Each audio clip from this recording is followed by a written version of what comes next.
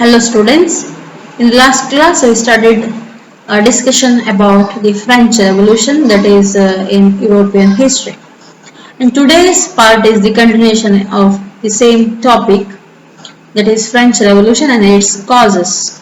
And when we are discussing about the causes of the French Revolution, we have political causes, social causes, then economic causes, then financial bankruptcy or financial burden, then the influence of the intellectuals, then the influence of American War of Independence. So these are some of the important causes which were responsible for the outbreak of French Revolution in 1789. First I will discussing about political causes, that is the political rule and administration, and the political structure is responsible for the people's uprisings, that is in 1789. Here when we discussing about the political rule of the France before revolution, that was clearly absolute, means here monarchs were absolutes, means they completely neglected the rights and the demands of the people, and at the same time people's welfare was also not considered. There is no scope for people's welfare in political rule. The Bourbon monarchs, they are given a priority to their own interest, or their own luxuries, etc. Here Bourbon family was one of the grand family which was ruling from so many centuries over France. Mainly the Bourbon monarchs who were succeeded after 17th century, they completely neglected the people's welfare and they given priority to their own lavish life or extravagant life. Mainly Louis XIV, Louis XV and Louis XVI's rule was directly responsible for the outbreak of French Revolution in the year 1789. This Louis XIV, he was succeeded in the 17th century. He was considered as the grand monarch of Europe, and he neglected the people's interest or people's welfare, or he never interested in the administration. He believed in divine right theory of kings, and he neglected the interest of the people and ruled according to his will and wish. Then his successor, Louis XV, he had no ability to rule the nation, means he was a weak ruler. No ability means he lacked that administrative skills. During his reign, France fought many wars. Here Bourbon rulers, mainly these rulers, they fought many wars without any reasons. Actually many wars were going on in Europe during that time, mainly in 17th and 18th century.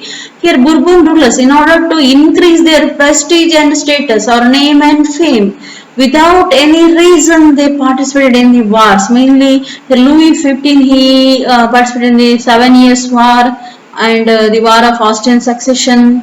Actually that was not needed to the France during that time, because people were facing a lot of problems. So at one phase there is financial bankruptcy or financial exchequer, means this royal treasury completely exhausted.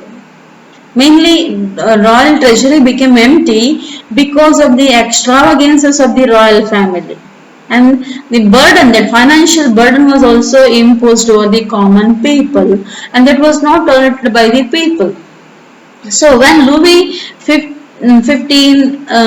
participated in those wars, mainly in 7 Years' War, then the War of Austrian Succession, that was again not tolerated by the people, and people's opposition was also started throughout the France. Then from these wars, France gained nothing, means that France was defeated and France gained nothing from these wars.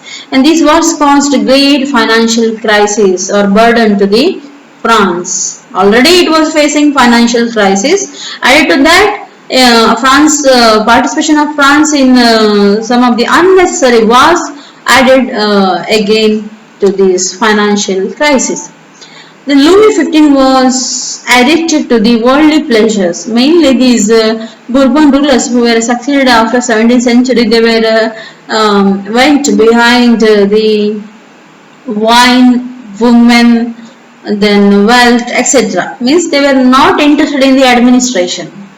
Only they given importance for their luxury, pleasure seeking, etc. Then this Louis XV, one of the unpopular ruler, succeeded by the Louis XVI. Again, this Louis XVI, he was actually he was a personally he was a good, but he lacked willpower. Means he was a weak ruler.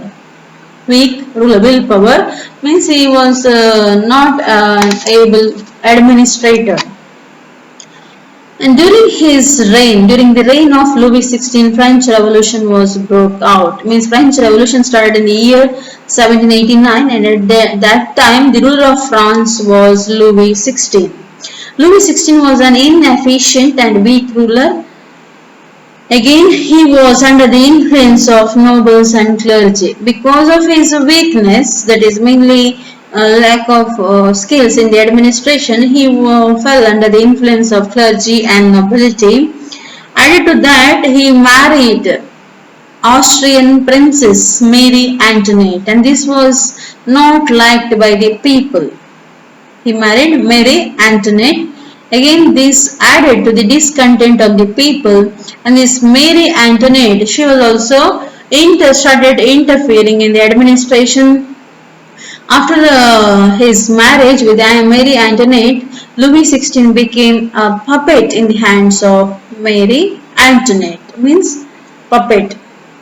He acted according to the will and wishes of his queen, not for the welfare of the people.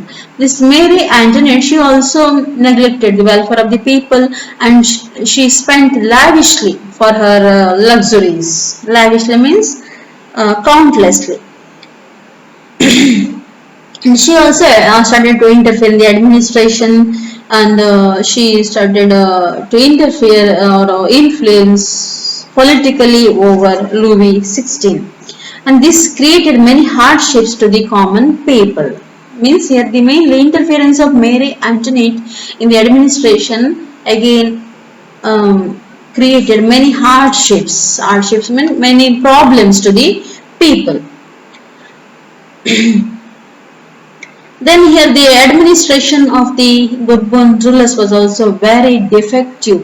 Means here officials were corrupt, and they were also neglected the people's interest or people's problems, like that. They were also corrupt, and mainly French these nobles, then officials, they were also addicted to women, wine, then wealth.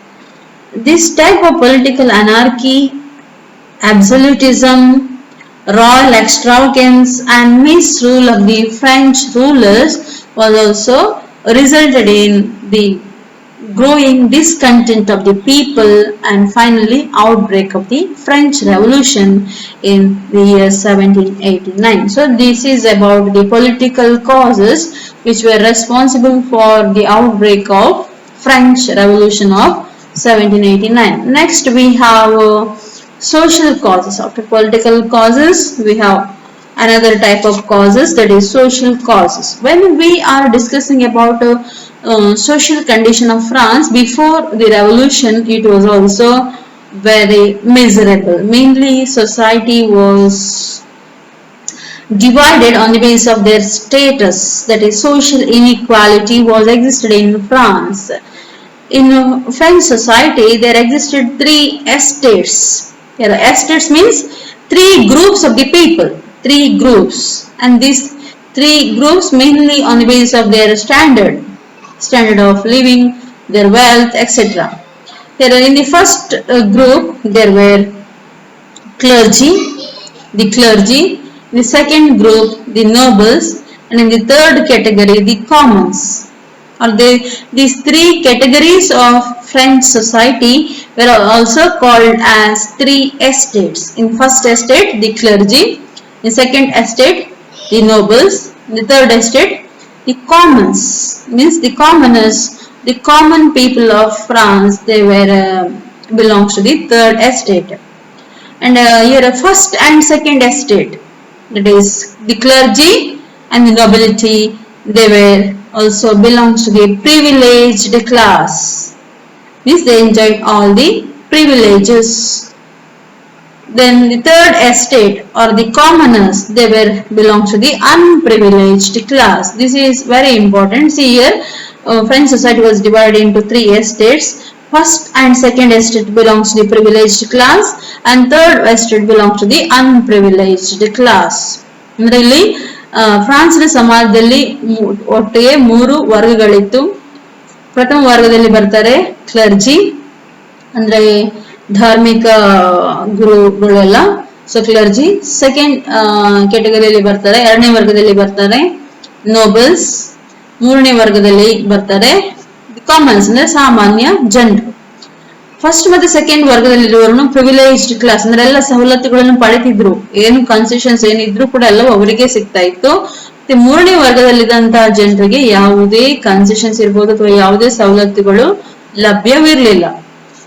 And at the same time, these first and second estates, they were exploited the third estate. Actually, the commoners or the people who were in third estate, they were in majority, but they were exploited by the minority because they were privileged one, they were rich and they enjoyed all the status and privileges in the society, and at the same time they were exempted from the taxation. This is very highlighted feature of the French society, that is the rich first and second estate, they are exempted from the taxation, and the entire burden of the taxation was imposed over the third estate, and this was again a great discrimination of the French society. Mainly the commoners, mainly peasants, teachers, businessmen, engineers, craftsmen, artisans, etc. All these people.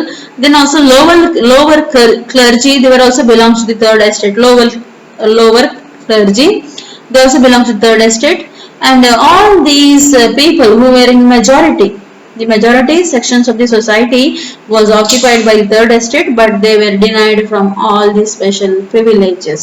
At the same time, the entire burden of the taxation was imposed over the third estate, and the people who belong to the first and second estate exploited the people who belong to the third estate. That is the social inequality, discrimination which was existed in French society.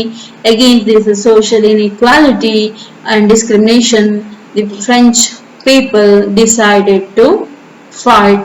So fight started in the year 1789. This is the social cause, mainly social inequality or discrimination. So this is about the political and social causes. These are the two important causes for the outbreak of French Revolution. Then about next causes, that is economic cause, then financial crisis, and the influence of intellectuals and American War of Independence, that will be discussed in the next class. Thank you.